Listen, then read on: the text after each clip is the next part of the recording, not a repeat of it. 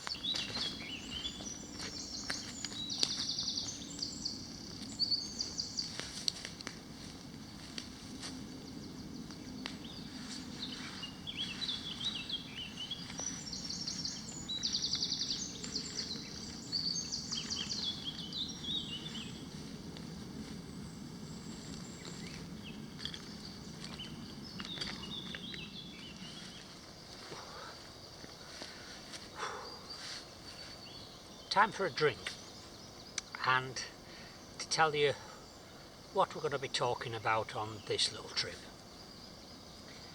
There's been quite a lot of high profile stories in the media recently about people dying while out for walks in hot climates, and from experience I can see exactly how this would happen.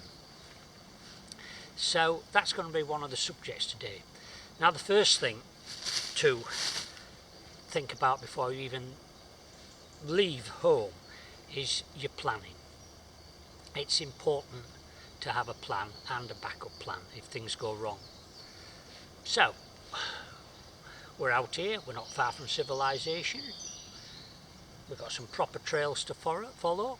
What could possibly go wrong? Well, recently there's been people die literally yards from water and urban areas. So, planning. First thing to think is, where am I going and how far am I going? Next thing, am I physically capable of doing that? And that becomes very important when you get to my age, because often as not I set off and I'm never 100% sure if I'm physically capable. I just assume that this thing here will keep me going.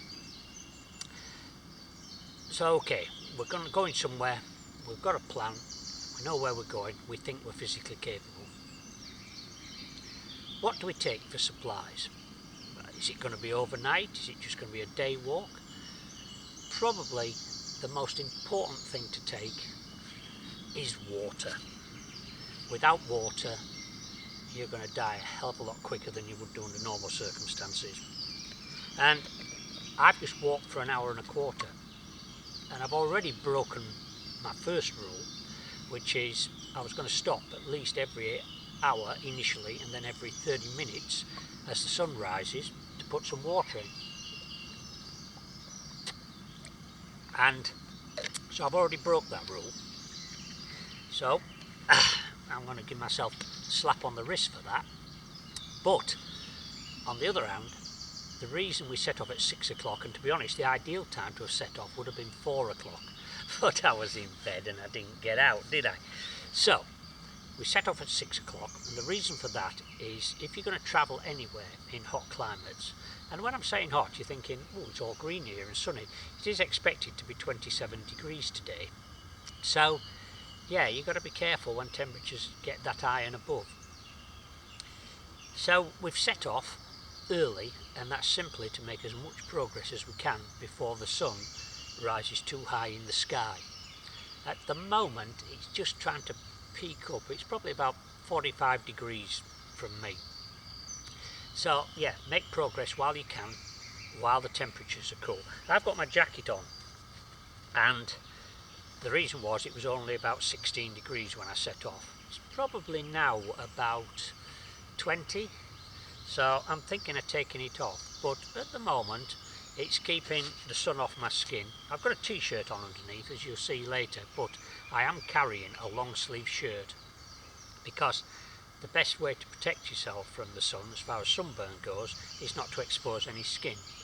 And as you'll see later as well, I will be putting my hat on to protect my head, my face and my neck. So there we have it. We're going out, we're having a little walk, and we've got plenty of water, but we're not coming back till tomorrow. So we have to consider what we're going to do about water. I'm carrying 2 litres. I need 2.5 litres a day, at least 4 pints, maybe more because I'm exerting energy, and that's another thing I've been doing.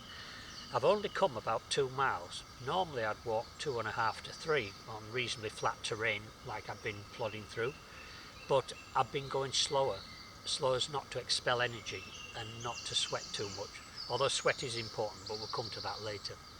So I'm going to have a little sit for 5 minutes, and there's no point coming out these places unless you stop and actually have a look around, have a listen to the birds, just relax and enjoy your environment. We're not on a route march. We aren't capable of a route march anymore, if truth be known. So I'll have another drink and then we'll catch up with you when we get to the next stop.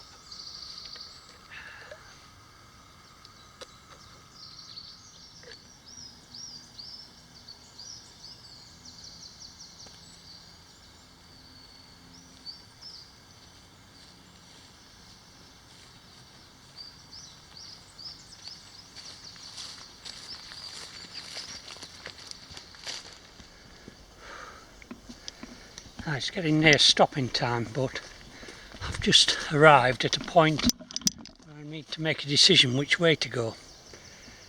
Now, you may think I'm wandering aimlessly around these woods, and you may be right, because I haven't brought a compass, a map, a GPS, all in the interest of keeping the weight down. But I have been out on this route once before, but it was when there was no leaves on the trees. So the problem is you have to remember that things don't look the same.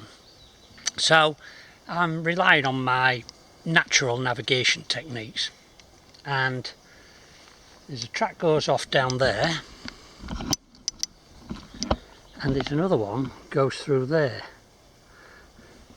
But the sun tells me that I want to go that way, but I'm looking to join up with a cycle track somewhere, and I don't recall the last time I came down here disappearing down a hill like that. So I'm going to take this way and see if this is the one. I've been wondering about this for about the last 300 metres, hoping I haven't made a mistake. But this is obviously a positive track. But once summer comes, whereas you could normally see through the trees in the winter, oh yeah, that's what I say, it gets a little bit overgrown. You're not wrong.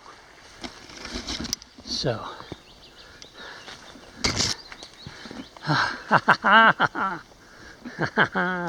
well, would you believe it? Now you might think that was pre-planned, but it wasn't. I just knew I was getting close because I've been keeping an eye on the pacing roughly and the time, but I was tempted to go off to the right because of the direction of the sun, and I do know that that other track would probably take me in the right direction, but this is obviously going to be much easier going. Check both ways. Oh, man with dog. Now the thing when you've got slightly dodgy hearing like me is I don't hear bicycles coming, and people who take bicycling seriously don't put bells on their bikes, and you won't believe how many times I've nearly been run over. Okay, let's get going.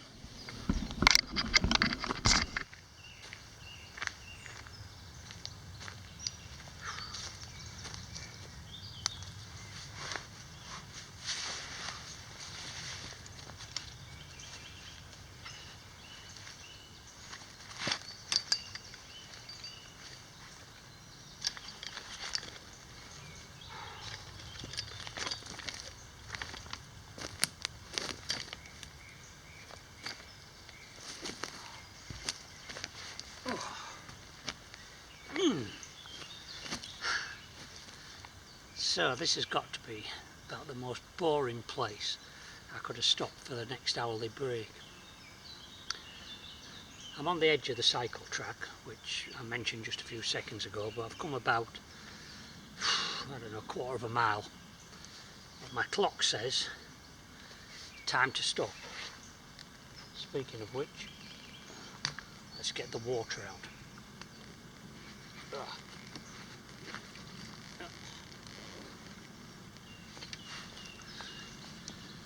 I'm worried there, thought a bit too early to run out of energy just to pull your water bottle out. Now, I may look like I'm dressed like some wild man of the woods, but if you're going out in hot temperatures, you want to be wearing light clothing. Cotton or linen, preferably white or very light colours. This is not a good colour. Oh, it's a good colour for me to hide in the woods so I don't have to mix with people. The only thing I'm mixing with at the moment is these damn flies. But the darker the colour, the more it absorbs the heat. So I'm not too worried about this because most of my route is through thick woodland, and most of the day I'm going to be sheltered, which is, sounds like my phone's picked up a signal. Yeah, there's a lot of this woodland where there is no signal, so nice to know I can ring for help if I suddenly decide I'm going to die.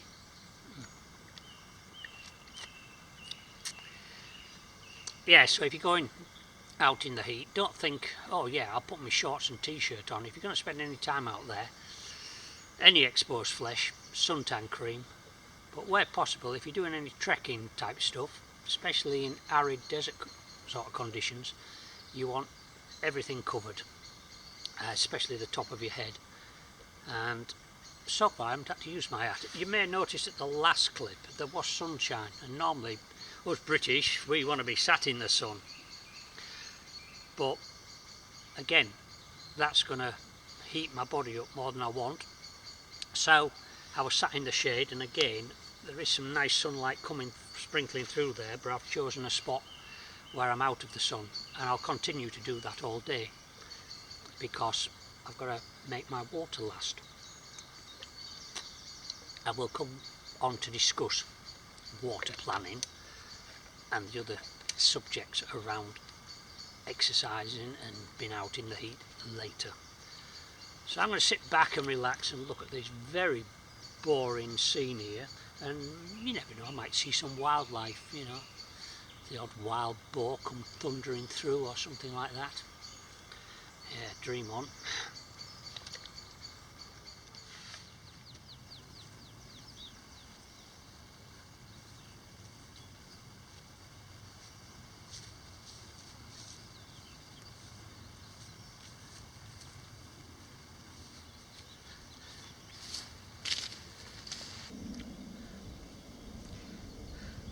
Well, we've come about 10 miles and temperature across the road about a mile and a half back, and Guy parked in his car there told me it was 21 then, and that was about an hour and a half ago, so probably about 24 now. So need to have a little bit more water and think about settling down for the evening. Now,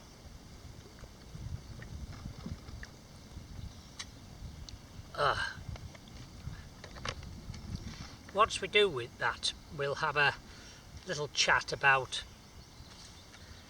sunstroke, heat stroke, dehydration. But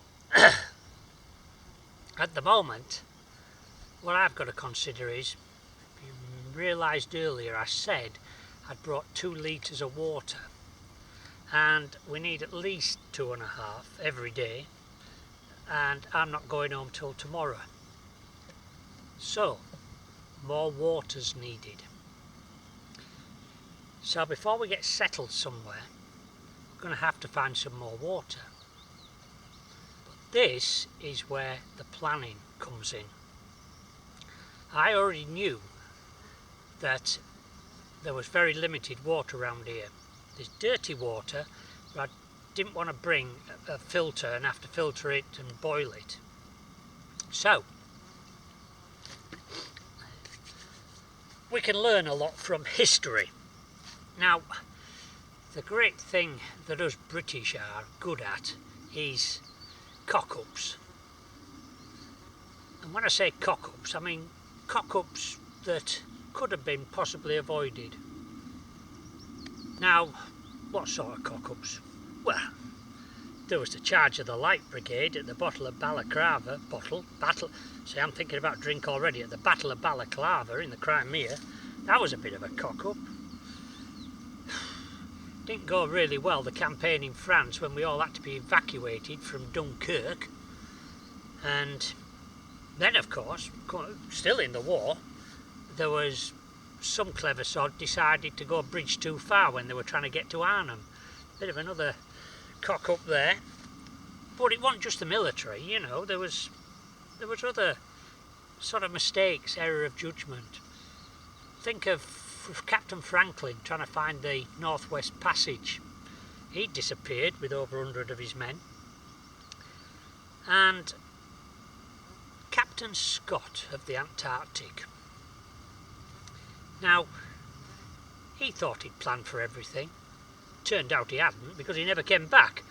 So, the moral of the story is, don't make a cock-up when you're going out somewhere. Make sure you plan well in advance.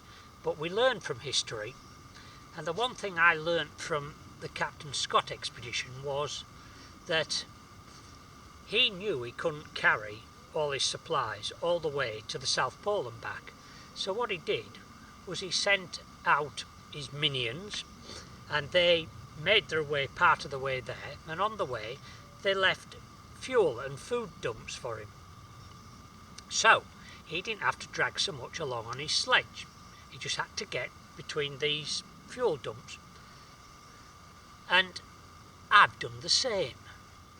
So let's go see if we can find our fuel dump. Oh, and I should point out, it's still about half a mile away, I hope.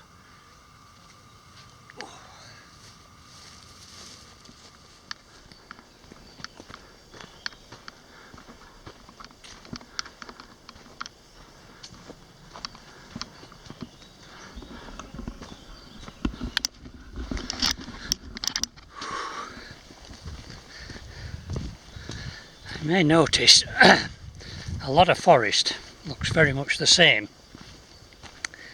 and all I've got to do is remember where I put it. That is to say, our supply dump. Now I know that it's off this track, so I'm going to plod on a bit further, and I'm going to guess when to turn left, and then I'm looking for a conspicuous marker. And I'm hoping the water's there, because I've been holding off a little bit, doing what I shall tell you shouldn't do, until I make sure that I've got the extra water supply. So let's go and have a look.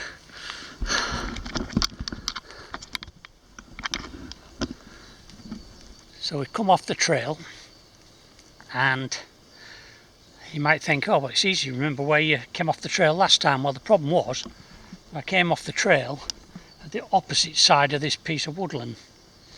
So I'm going back in from the wrong direction, but there are signs. So I know it wasn't drifting downhill, which that area of forest is. And I can also see some light through there where it opens up a little bit. So I know it's not there.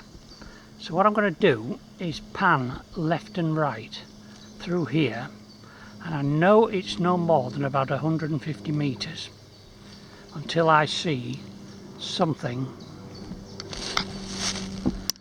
and I know what it is I'm looking for, but just in case I don't find it, let's pretend I don't. I'm going to switch the camera off now, because as you can see from the ground conditions, I could very easily trip and hurt myself.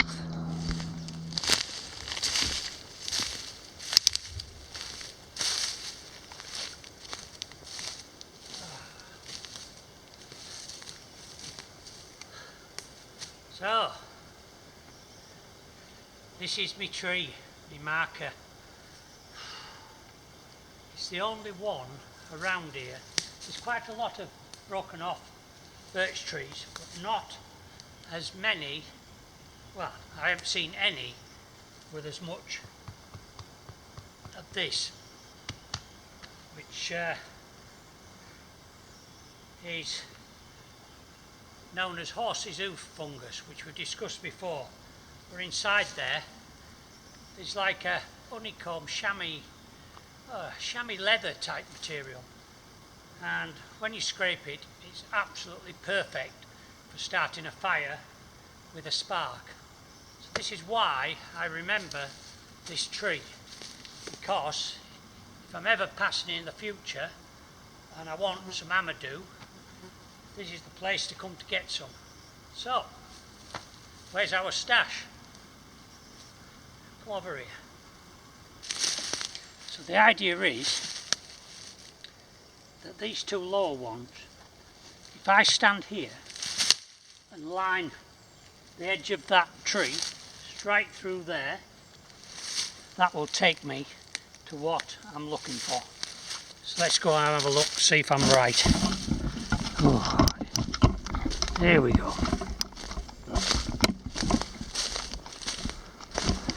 And any keen-eyed tracker would spot straight away that there's some ground disturbance. Oops.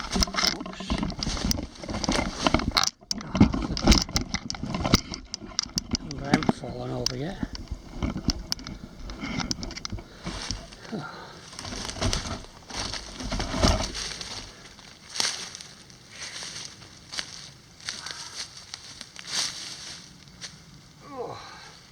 I'll be honest with you,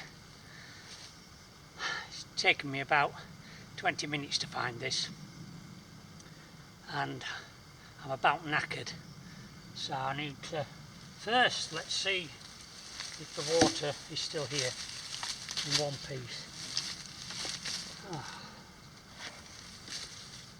thank God for that. I had a horrible feeling that some nasty little, well, animals aren't nasty, but I'd consider it nasty if it had come out of here, maybe a mouse, and nibbled through the plastic and watched all my water drain away. But here it is. So it's heavy, it's 3 litres. We're going to get it hooked on the back of the rucksack, and we're going to go find somewhere to camp up.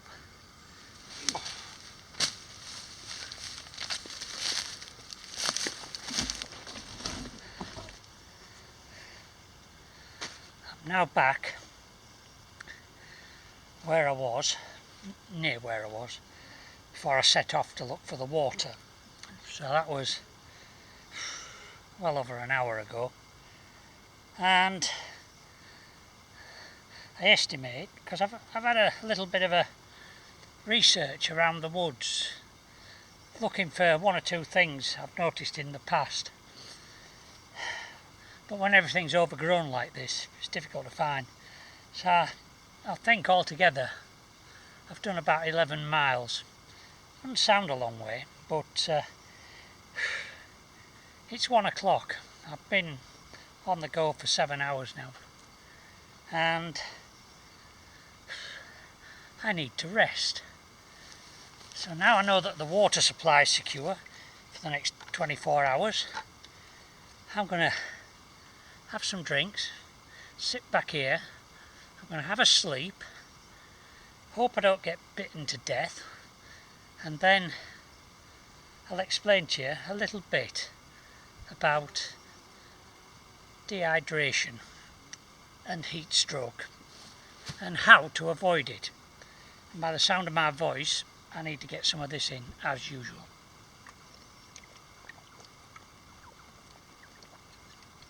Oh, that's nice. That is so nice. Might even talk about food as well. But right now, I'm going to switch you off. I'm going to lay here. I'm slightly in the shade. It looks like I'm in the sun, but I'm actually in the shade. Oh. Just think, if I don't wake up, you'll be the last person to see me. How exciting is that? Oh.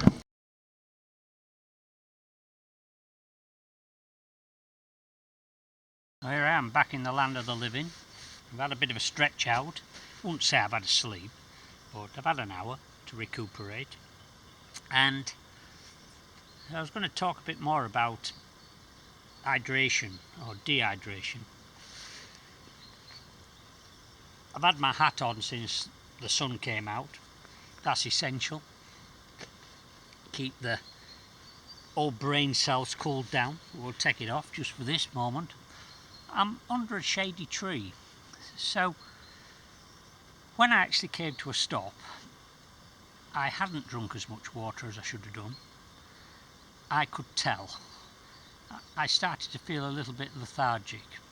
Now, one of the things you have to watch out for when you're of a certain age, my age, is older people don't tend to notice thirst as much as, say, younger people. I'm not talking young people, because children are also very susceptible to dehydration. So there's a lot of ways that you're losing water.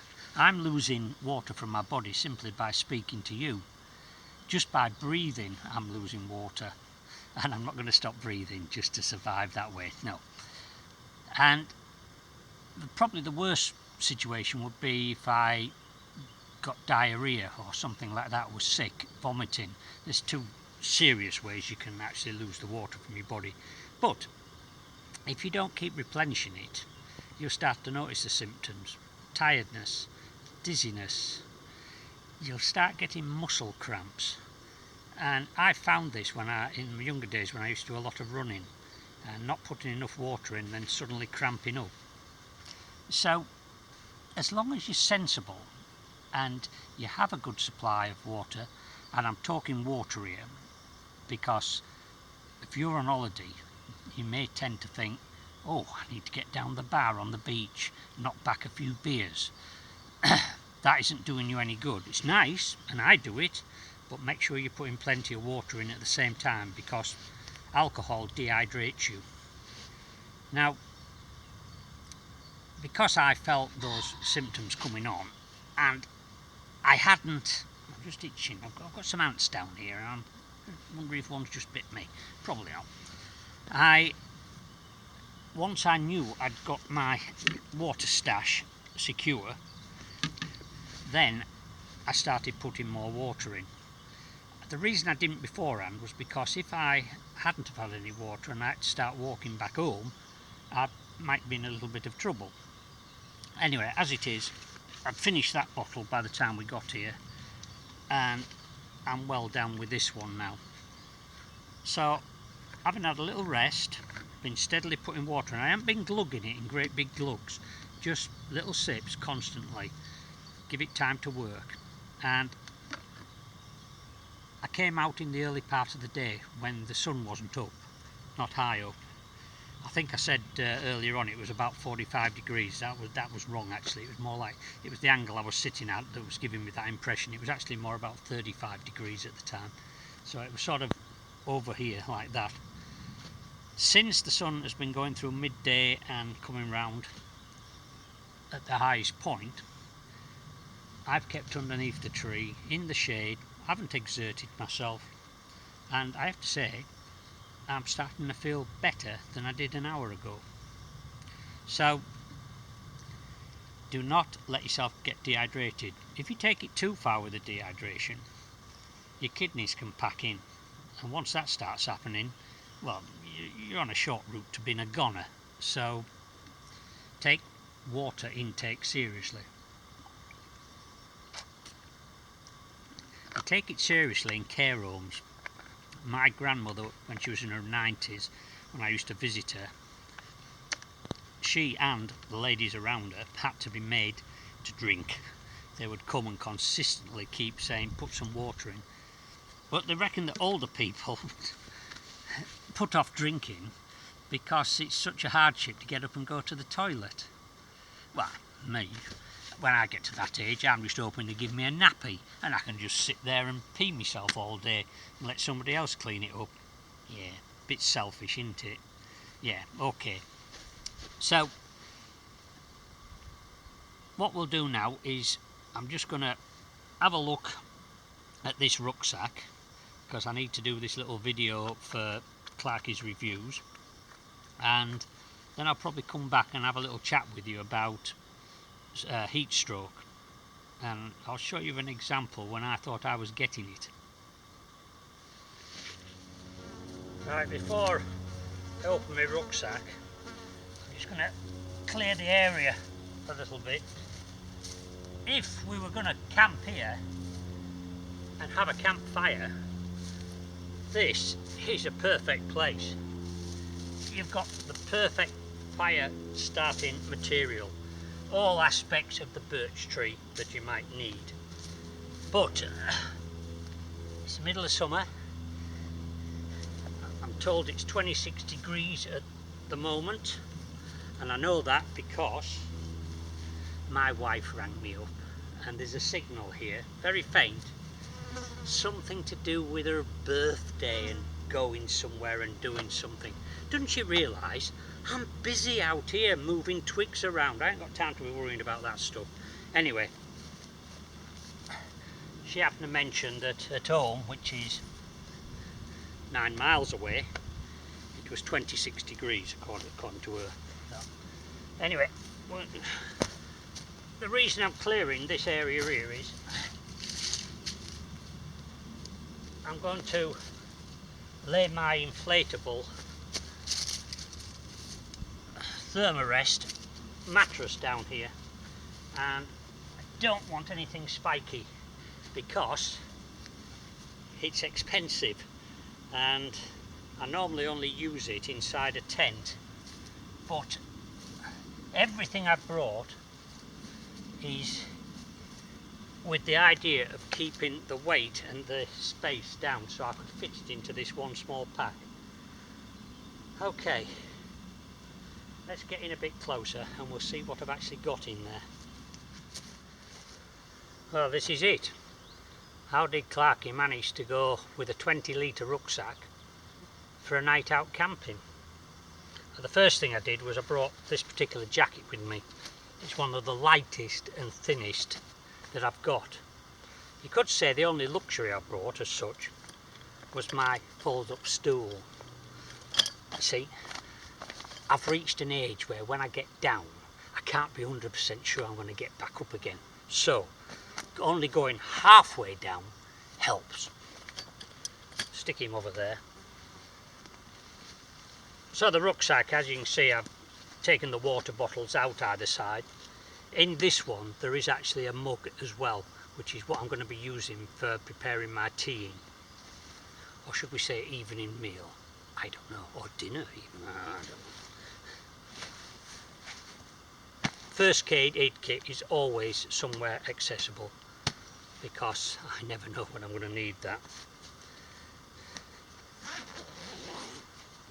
So let's open this rucksack and see what we've managed to stuff into it. Well, the first thing is we've got 2 pair of glasses. That's because sometimes he needs to see over there and sometimes he needs to see here. Blind as a bat. Battery pack. And I'm a little bit annoyed about batteries because I've been using this Nikon Coolpix camera all day.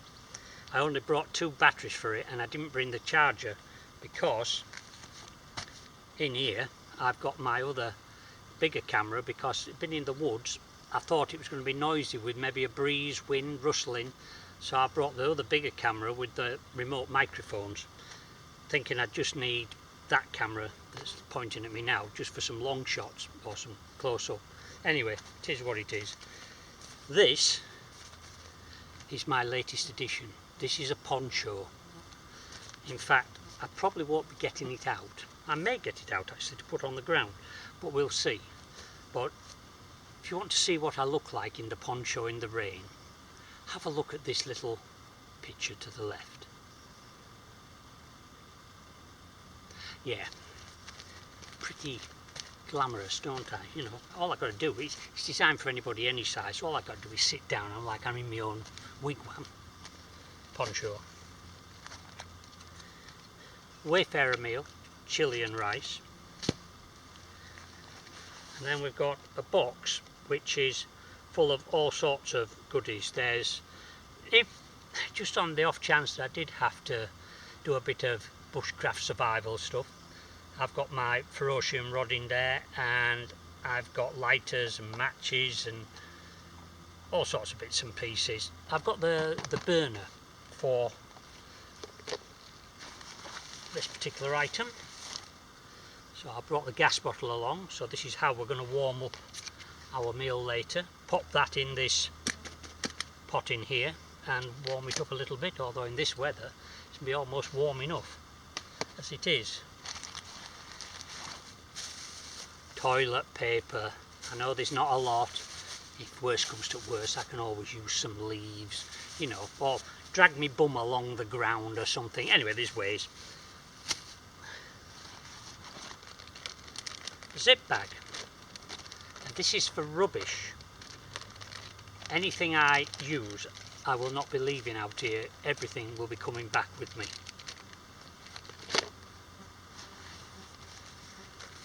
I thought about making some tent pegs when I got here, and then I decided, what the hell, let's take a few with us. So I brought my Alp kit, A-beams or whatever they're called, I can't remember now. I did a little review on them, and in here we've also got a load of paracord. which we're going to need when we put the tarp up. We've got Mora knife, and again, to save weight, I brought the stainless steel one because it's lighter than the carbon steel one. Everything's aimed to keep the weight down. In these compartments here, I've got a pen there. Normally I would carry a pencil because a pen can die on you. A pencil, as long as there's lead in it and you've got a pen knife to sharpen it, will go forever. And also, I make that many mistakes when I write something. A pencil's better. I keep rubbing it out and nobody knows how thick I am. I'm not going to take these out of here. I've got the Rode microphones in here, and I've got the spare batteries, plenty of spare batteries for the big camera. So that's the front organiser pouch. Got a little key on here for keys. I didn't bring any keys at all because I came on Shank's pony, didn't I? Didn't need to bring any keys. Right, let's open up the main pack now. Again, the zip just goes down halfway. I'm going to tilt that forward. What have I got in here? Oh yes. Oh, the repair kit for the Thermarest, should I punch a hole in it. It happened to me once on a survival course where my airbed went down in the middle of the night, and that's because I slept too close to the fire. It was in winter. The sparks blew off and psst, it went down. For the last 2 days, well, it was a survival course. I had to go and get myself a load of bracken and everything and some leaves and make myself a bed. I always bring a book because I'm old-fashioned and I don't like reading stuff off my phone, probably because I can't see it very well without my glasses. And in here we've got chocolate and snacks. Now I should have had one of them already today, but I haven't. Again, just in case I decided to get into survival mode, I brought my saw with me. I don't think I'm going to need them for anything. Next packed in, this is an Alp kit. Now I've had this quite a while, but I've never used it in a video. I usually tend to use the Big DD tarp, which, as it says, is bigger. This is only about, I honestly can't remember, maybe it's 2.5 by 3, I reckon it's 3 by 3. Anyway, we'll see when we get it out. But again, it's smaller and lighter than the Big DD tarp I've got. Camera. It's going to turn out I didn't need this, and I've had to lug it around, and it's quite heavy. So, something I have used in a video before. This is the Alp Kit Hunker, the small version because I'm a small person. And we'll be crawling into that later in the evening, probably with all the insects as well, because insects seem to like to live in there. What else we got? Then we've got the Thermarest, which weighs next to nothing, about 300 grams. Now, sleeping bag. This is the interesting bit. Before I decided to do this with this rucksack, I had to see if I had a sleeping bag that would actually fit. And I'm pleased to say that it does. And the one I'm using you probably can't buy anymore because I've had this for a long time. I have looked on the internet and I have found them for sale, but I looked on Van Gogh's own site and I couldn't find one, so maybe they've got an updated one now and this is not on sale anymore, or not in production anyway. This is the Van Gogh Planet 100. Now, interestingly enough, the Rab Neutrino down bag that I use weighs almost the same as this, but it's twice as big, so it won't go in that pack. This, I ain't gonna, yes, I'll leave it in there for the moment. I don't want it full of insects initially. This is only good really. Now I don't know what it says on it. I'll have a look when I get it out. But generally speaking, it's quite a thin sleeping bag, and I would say you don't want to use it less than say 8 degrees. I have used it once in my hammock a couple of years ago, and it was about 7-8 degrees, and I wasn't as warm as I would like to have been. Anyway, tonight it's expected to stay at least as high as 18 degrees to 17, so I think with the Hunker bivvy bag I'm going to be plenty warm enough in this. So there you have it. everything you need for 1 or 2 days out camping. To be honest, if I didn't bring the camera equipment, I could actually get more food in it. You may notice I'm not eating a lot of food. I've brought a ready meal for tonight and some snack bars, but again, when you're out in hot weather, the more you eat, the more liquid, moisture, what's the word? Anyway, water in your body, it uses a lot more to absorb food. Interestingly enough, one of the other things with your intestines, if you get dehydrated, your main intestine actually takes water from food, but if you get dehydrated, it stops working. So if you're putting food in, it won't take the water out of it. So something else to think about. Okay, I'm going to get all this set up and then we'll come back and waffle a bit more, I suppose.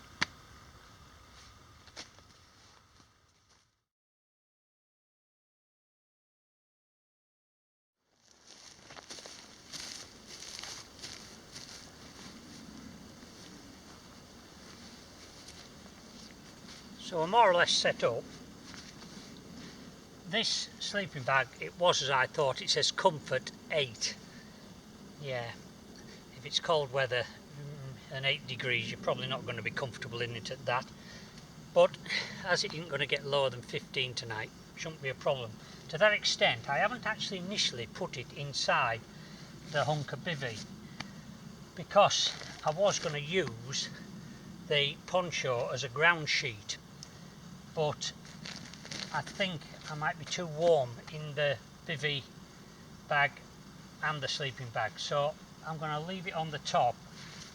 It does come with a zip-in mesh, so you can get yourself in and you're protected from insects.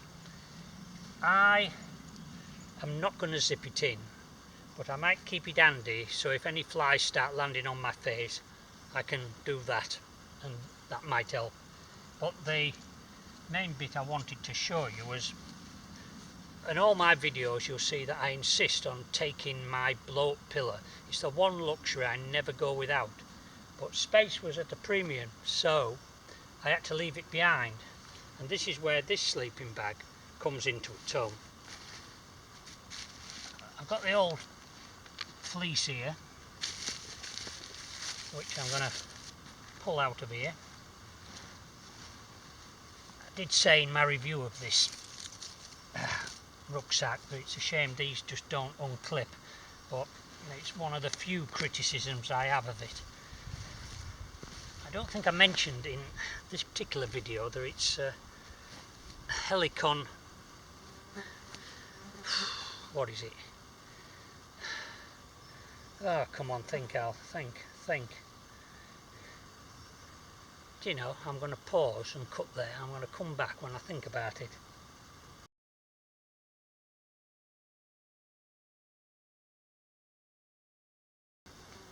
Got it now. The Helicon Raccoon Mark II. Raccoon. If I start forgetting too many things in these videos, just let me know, because it could be a sign that I'm losing it somewhere. Anyway, so this is the bag that the sleeping bag came in. I'm just going to unroll this. This is the long sleeve shirt in here, which I wanted to put on to protect my arms if the sun was so strong.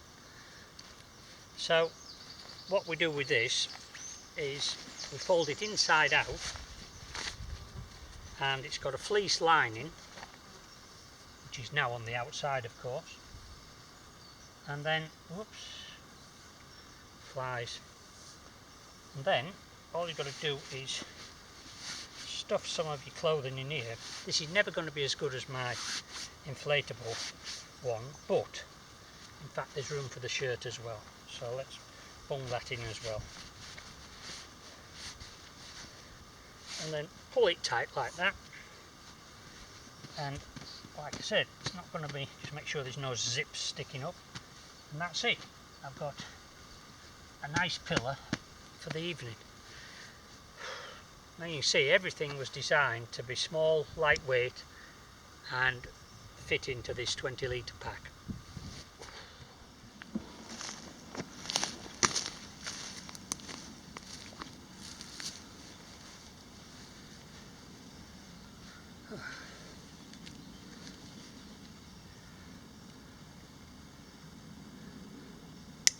Oh, we'll finish off the day. Let's turn that round there so I can get on with me cooking. Left-handed, right-handed.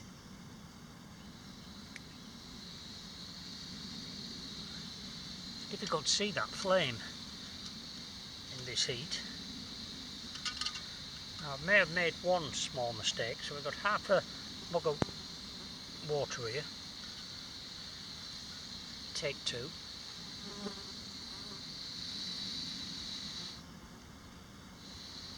Right, let's get cooking. I always do that. Not safe with fire. So I've got half a mug of water here. I've got to hope that this doesn't fall over.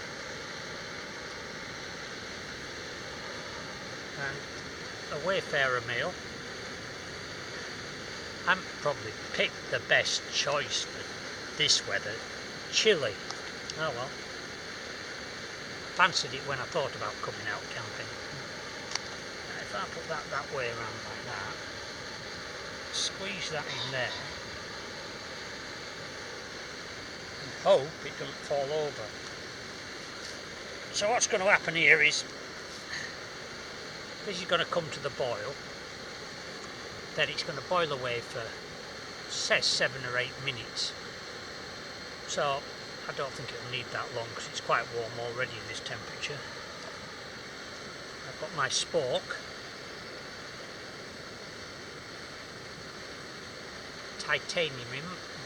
Titanium, of course, so ultra light.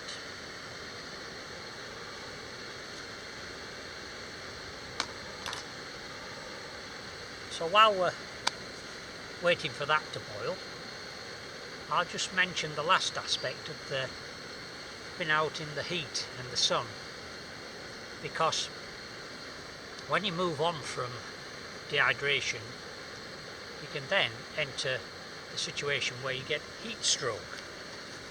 Now heat stroke has a habit of killing about 50% of people who get it, so you don't want to get it. I won't go into all the great detail of it, but your skin pumps blood round near to the surface to try and cool it. Now we've already got the cooling effects of sweating, but the blood wants to circulate back into the centre of your body and be cooled down. Your skin temperature is 35 degrees. Once your skin temperature reaches 40 degrees, which it will do easy if you're out in 45, 50 degrees, then the blood stops cooling and it zips back around your body, and your body goes, well, I don't recognise this, I don't want any of this, and your nervous system can pack in. More so if you're a small child where your nervous system isn't fully developed, or an older person, and as we've said before, I may fall into that category. Your nervous system starts to degenerate. I think mine has, because I couldn't remember the name of that raccoon thing behind me. So heat stroke is something you need to keep an eye on, and the best way to deal with it if you think you've got it is to cool yourself down nice and gradually. You could sponge somebody down with cool water. You don't want to cool them down too fast, no throwing them in an ice pool. I mean, you never know, that could be it, heart attack, gone. So if you haven't got anything suitable, there are clothes, wrap them in wet blankets, wet towels. Ideally, I'm talking about not having freezing stuff, but ice packs are good, but place them under the arms and in the groin. Placed, I'm not sure I want mine in my groin. They're interlocked down there to start with, without shrinking everything up with ice pack. But you've got to react pretty quickly to it and get that person's temperature down as quickly as possible, but without shocking them while you're doing it. So the thing is, we go right back to the beginning. Planning. Plan your trips. Make sure you're not pushing yourself over the limit that your body can take. And it's always a bit hypocritical of me giving you all this advice. What I'm going to do is I'm going to finish off with a little clip from, well, I wasn't making a video. When I go somewhere with my wife, hang on, I normally bring a glove. Don't know about yeast exhaustion, flipping scalding the hands there. Okay, that's okay.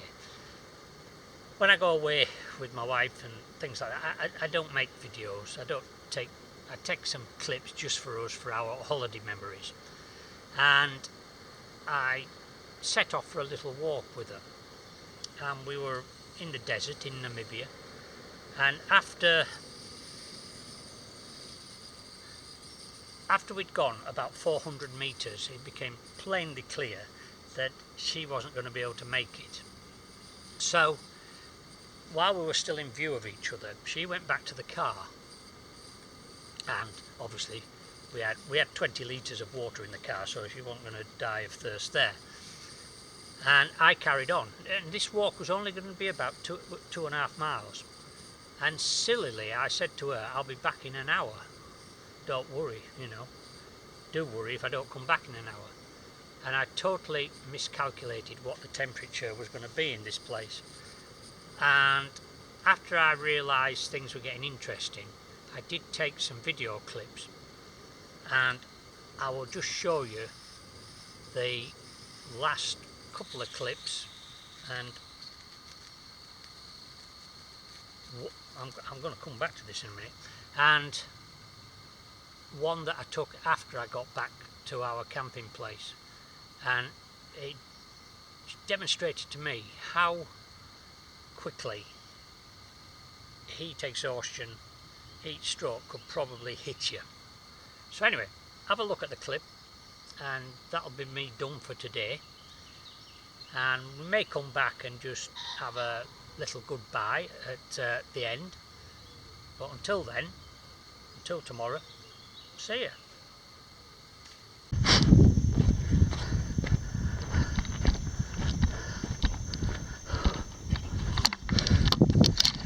Just going to stop and have some more water. Flies are a bit of a pain, so come down there, heading that way. I've got 45 minutes, 44 to be precise. Yes, trying to stay on this rocky stuff where possible, because the sand's very soft and it's strength sapping. Okay, let's go a bit further.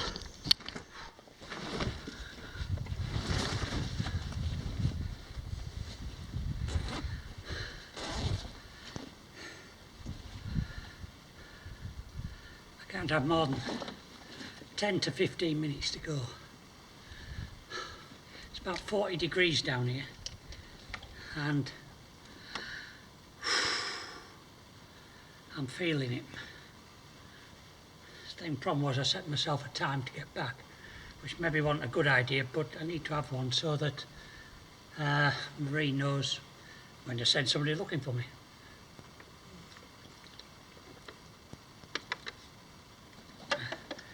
Just back to my left, you're right. I just found an open area where I found footprints going around in circles. So that tells me that that's the extent to which most of the tourists have come down here near our car and walked down, which is encouraging. So I've taken this opportunity under this little bit of shade, taking myself 2 or 3 minutes. I'm going to risk a bit of water on my face. If I brought my smog with me, I could have covered it with it and put it over my head. but it is what it is. This wasn't supposed to be some sort of survival adventure. It's just me going for a gentle walk in 40 degrees of heat. But for once, I brought plenty of water with me. Got salt running in my eyes now. So,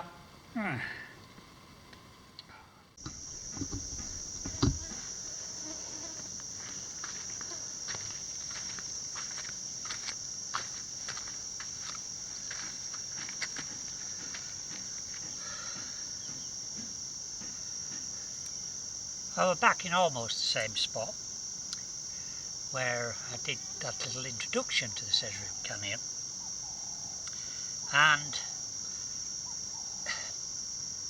well, things didn't go quite according to plan. As you saw, I went wandering down there and Marie turned back after we'd gone about a quarter of a mile because it was going to be far too much for her to do. The problem was that it was hot, and it was much hotter than I could have ever imagined. When we got back, we checked with the local information centre and it confirmed what the gauge said on our vehicle, and it was 44 degrees. They estimated that in the bottom of the canyon it was probably nearing 50 degrees, which would explain why, after my camera ran out of batteries, well, which is why we came to a sudden end,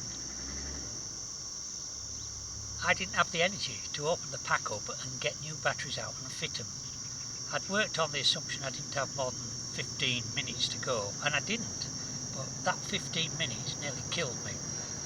I had to climb up out of the canyon on a proper, I say proper, footpath, just like what you find in the Lake District. And I stopped 4 times, and I only had to go about 100 metres up.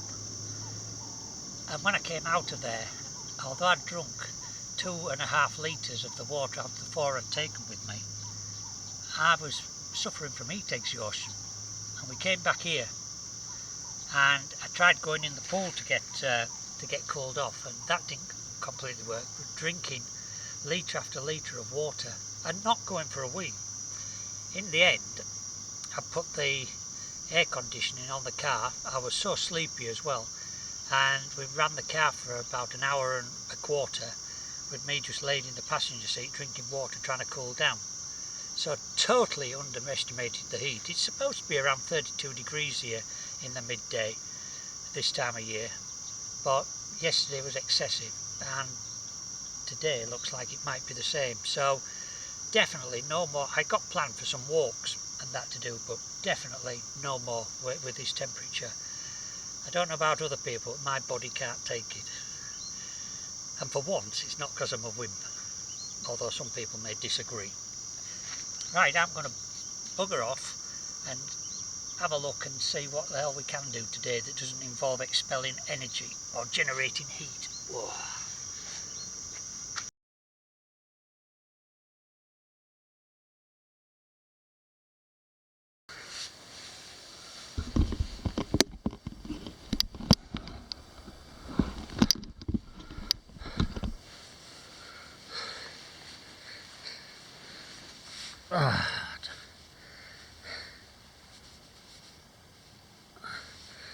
It's about 9:15 at night.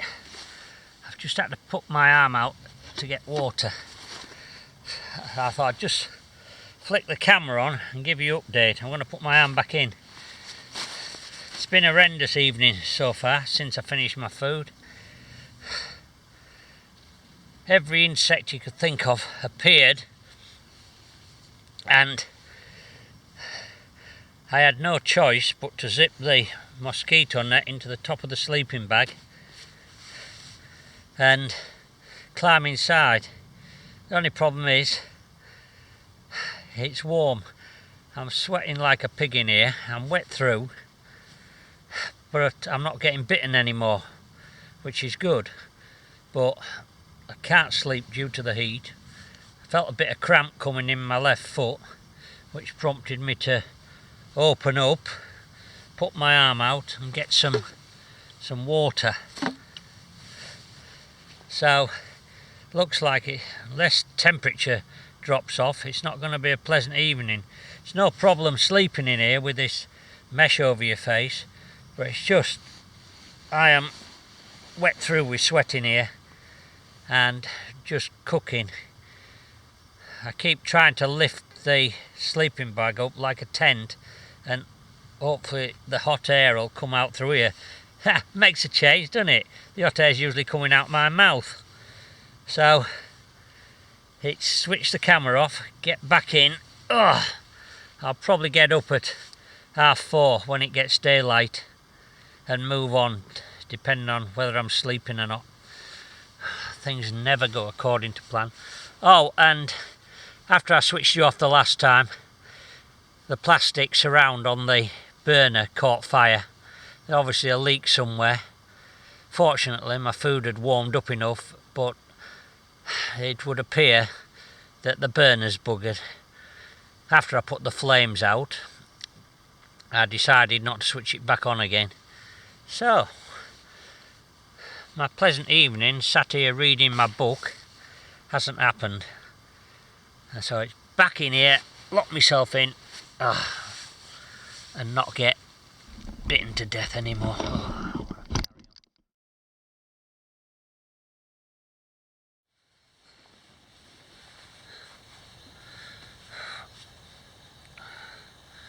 It's 5:20 in the morning. That is the second worst night I've ever spent in a sleeping bag. I won't go into which was the first, because that was a similar situation in Egypt.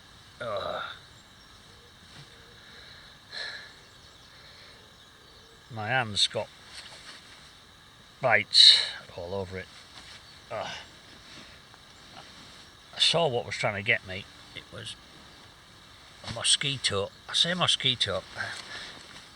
It didn't look like the mosquitoes I'm familiar with from the Mediterranean. Consequently, I didn't get out, open up to have as much to drink as I needed. So I've got to sort that out. Also, I took a little bit of film earlier yesterday, and I'll show you what it was of from a distance. Just have a quick look at this.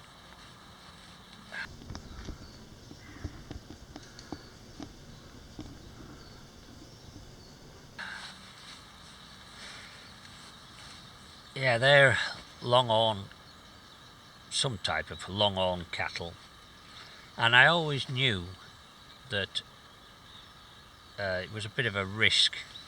Well, not a risk really, because I'm not frightened of cattle. I've worked with cattle when I was a younger man, but they can be curious, and sure enough, the whole herd came munching around my little encampment here. And although they weren't going to do me any harm, when you're sealed up like a mummy in your bag here, you do feel slightly vulnerable, not being able to react if something did happen. Anyway, well, as expected, they were just curious, and they didn't come too close, maybe only 4 or 5 metres away. But that was about, what time did I say? 10:30 to 11:30. So I need to get out of here, and I've got quite a sore left foot, so we're going to have a look, see what the damage is there. Right. Oh dear me. Let's get up. God, at least it's cooled down. Ugh.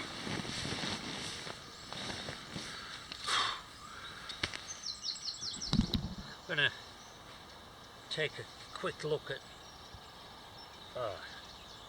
my eel.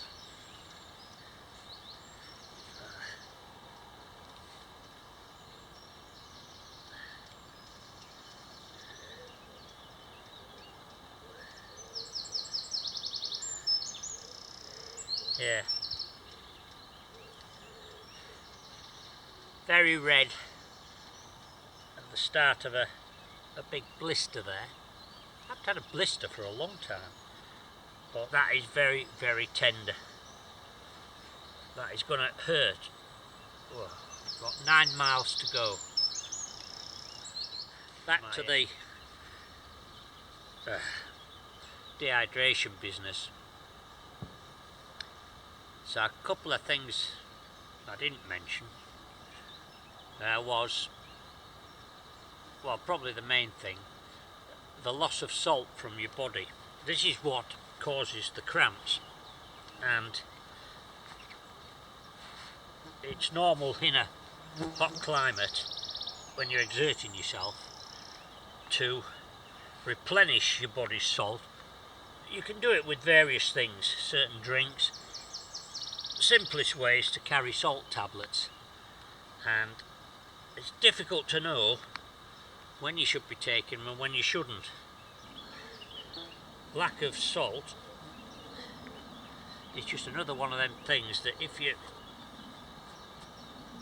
don't replenish the liquid in your body over a period of time, eventually it just ends up organ failure.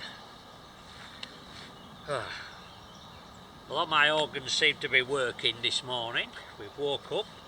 As I always say, it's always a good start if you wake up. So, I said goodbye to you last night, but I thought, seeing as I had such a disastrous night, I better let you know about it. The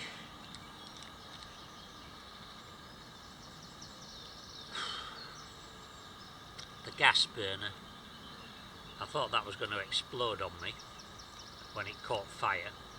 It's the little turner that I was, the adjusting control, can't think this morning. It's got a rubber surround, and that caught fire as well, and that's all burnt. So, and what were I faffing about at yesterday? The water was bubbling over, boiling, and I'm trying to do the adjuster. It's because normally I have a pair of gloves on. Why didn't I just take the cup off the thing, then adjust it? One of the big problems was I could only go by sound. I could not see the flame because of the bright light. So, don't matter how many years you go out and do this sort of thing, every time you go, you'll do something stupid and you'll learn from it. So there we go, which is probably why more than little cock-ups in our past history could be expected in every situation, because none of us are perfect. But the great thing I like about all these military cock-ups and exploration cock-ups is we're British, and when something goes wrong, we turn it into an heroic feat. It don't matter how badly we lose in battle or life, we just transfer it from being a complete shambles into a great heroic feat. So that's what I'm going to do with this. By the time I get home, I will be talking about heroics, battling longhorn cattle in the night, fighting off mosquitoes the size of chickens, and I'll have a right good story by the time I get home for the wife. Right, let's get packed up and see how I go on with this eel walking back. Oh.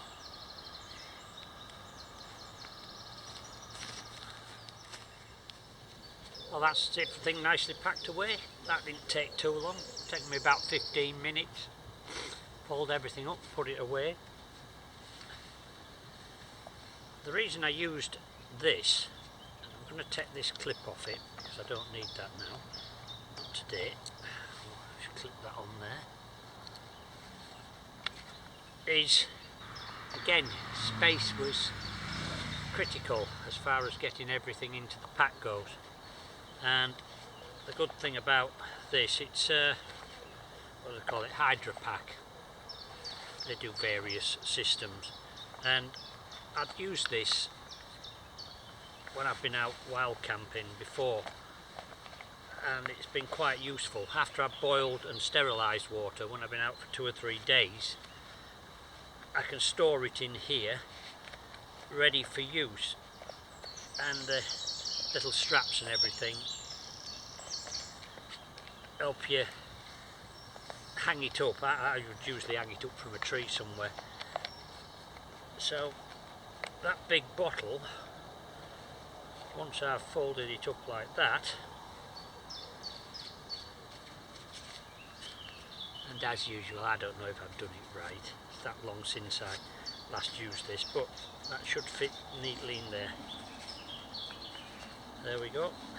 So you've got a big water container, 3 litres, that just fits into a little pack like that. And put that away. Another thing I just will mention is, with your planning, always think about safety if something goes wrong. Now I'm only, what shall we say, when I walk a half mile back over to one of the main tracks I come off, there'll be people there, there'll be lots of walkers with dogs usually this time of the morning. I'm only about 2.5, 3 miles from the nearest village, so I'm not out in the wilderness, but I still take precautions. So I mentioned at the beginning of the video that I haven't brought any form of navigation equipment with me, no GPS, no map, no compass. I don't really need it because I know, I did a video about natural navigation, and I started off 10 miles further south than here and made my way home, about 20 miles altogether, and I'd never been through this terrain before, and I just used natural navigation techniques. So there's bits of this terrain here that I'm familiar with, and there's bits that I've only been through once, but I don't have a problem finding my way about. But even so, the OS map, I left it on the table and I drew with a black marker pen the exact route I was hoping to take, because sometimes it doesn't work out. There was one place on it where I wanted to follow a track, and it had a big sign on it saying private estate, keep out. I hate private estates. Anyway, I had to do a detour round.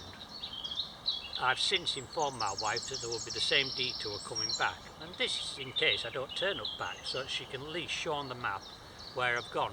And this wooded area, all that I was walking in yesterday, has been shaded in a block. So she knows I'm somewhere in that block. But just in case I need to attract attention, 2 things I always carry. This is what I have for my sailing, which is my Fastfind PLB, personal locator beacon, and if I set this off, then I would expect some sort of rescue to commence reasonably quickly. But when I'm walking, I always have this around my neck, my whistle, which if I get into distress and I've got any puff left in me, which I think I might have been short of at the end of yesterday, I'll give it 6 blasts, and that is a signal for somebody that I'm in distress. So as I said, that whistle, the half mile away to the track over there, somebody would probably hear that, especially in the still of the morning. They might not understand what it is, but they'd probably comment on it and somebody would understand. This always is attached to me as well. I'll pop that through there. So if I collapse, I have a accident, fall over, break my leg, even have a heart attack, it's possible that I could get that out of my pocket and activate it. Anyway, before we set off back, I'm going to have a little brunch bar and drink a little bit more water and hope that we have an uneventful trip home.